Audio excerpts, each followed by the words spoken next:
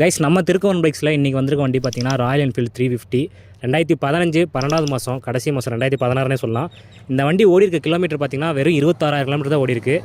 வண்டி பார்த்திங்கன்னா இது வந்து ஓஜி கிலோமீட்டர் தான், எந்த ஒரு ஆல்ட்ரேஷனும் எதுவுமே பண்ணல. 2 டயரும் வந்து நல்லா தான் இருக்குது, பேட்ரி எல்லாமே செல்ஃப் கண்டிஷன் தான்.